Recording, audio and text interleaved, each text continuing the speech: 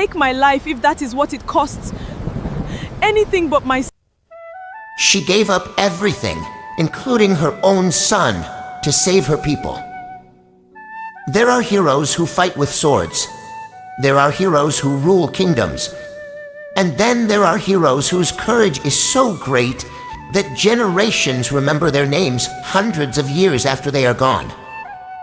This is the story of Moremi Ajasoro, a woman whose sacrifice saved an entire nation.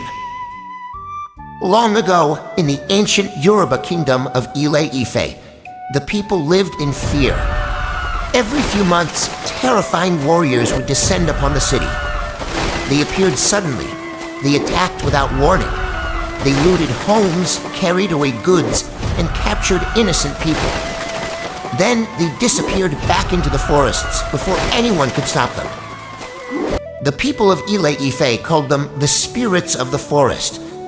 No one understood where they came from. No one knew how to defeat them. And because the attackers wore frightening costumes made of raffia and strange masks, many believed they were not human at all.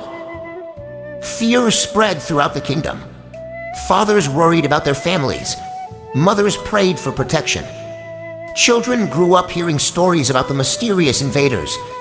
Even the bravest warriors of Ile-Ife struggled to fight them. Each attack left the kingdom weaker. Each raid stole more hope from the people.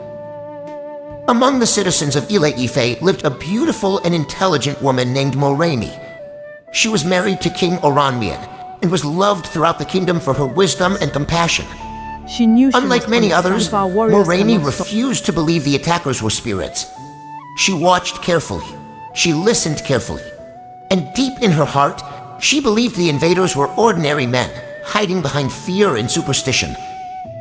One day, after another devastating attack, Moremi stood before the elders and made a shocking declaration.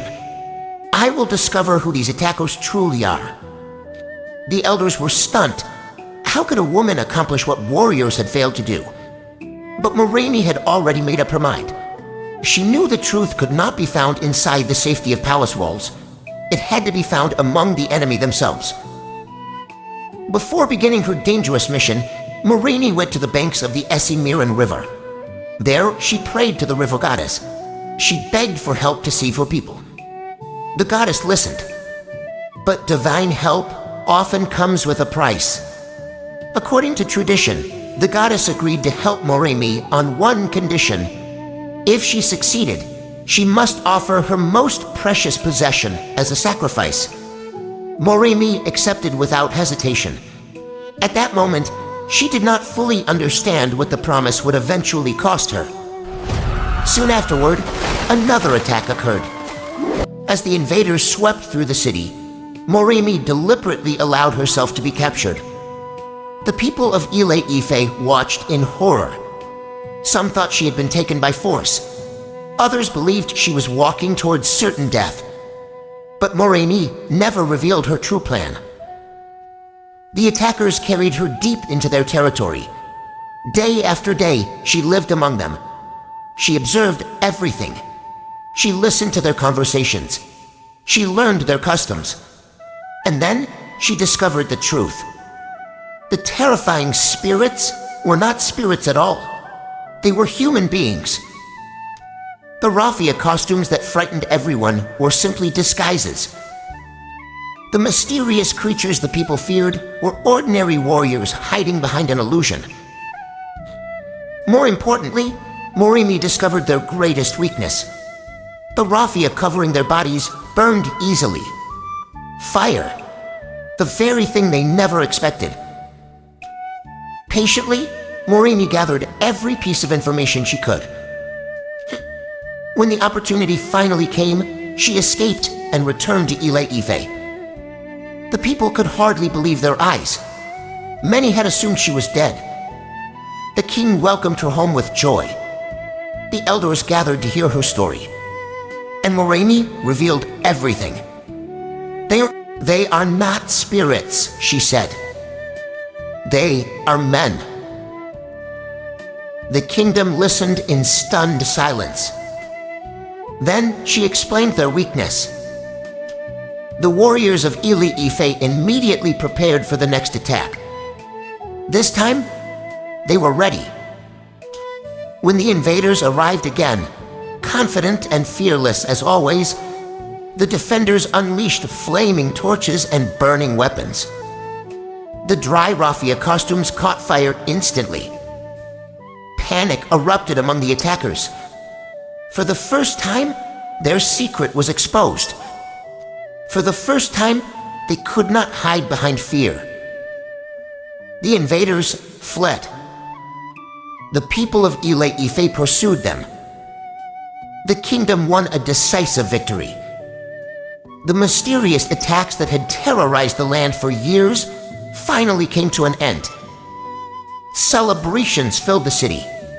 Songs were sung. Drums echoed through the streets. Children laughed without fear. Families reunited. The people praised Moremi as a savior. But while the kingdom celebrated, Moremi remembered something. A promise.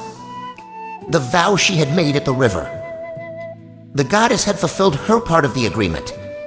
Now Moremi had to fulfill hers. She was told to offer her most precious possession. At first, she hoped there might be another way. Surely the gods would understand. Surely another sacrifice would be enough. But the answer remained unchanged. The promise had to be honored. And then, Moremi realized the painful truth. Her most precious possession was not wealth. It was not status. It was not the palace. It was her only son, Oluworo boy. The child she loved more than life itself. No mother should ever face such a choice. No mother should ever be asked to surrender the child she carried, nurtured, and loved. Yet Moremi faced it. For days, her heart was torn between love for her son and duty to her people. The kingdom she had saved celebrated around her. But inside, she was drowning in sorrow. Finally, Moremi kept her word. She offered the sacrifice demanded of her. The loss shattered her heart. The people of Ile-Ife mourned with her. They understood that their freedom had come at an unimaginable price. One mother's sacrifice had saved an entire nation. Generations passed. Kings came and went. Empires rose and fell. But the name Moremi was never forgotten.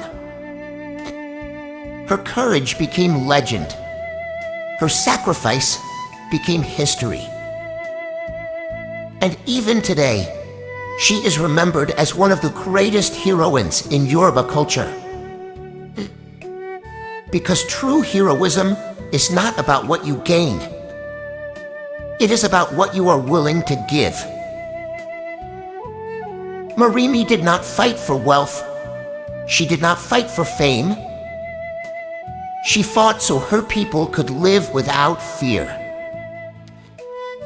And when the moment came, she paid a price few human beings could bear. The story of Moremi teaches us that courage is not the absence of fear.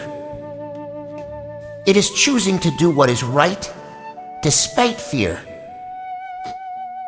It teaches us that leadership is service. And it reminds us that the greatest heroes are often those who sacrifice their own happiness so others may have a future. Moral lesson: true heroes sacrifice for others. The greatest acts of courage often require the greatest personal cost. Moremi Ajasoro gave up what she loved most so that an entire people could live in peace. For more interesting stories, please like, comment, share, and subscribe to this channel.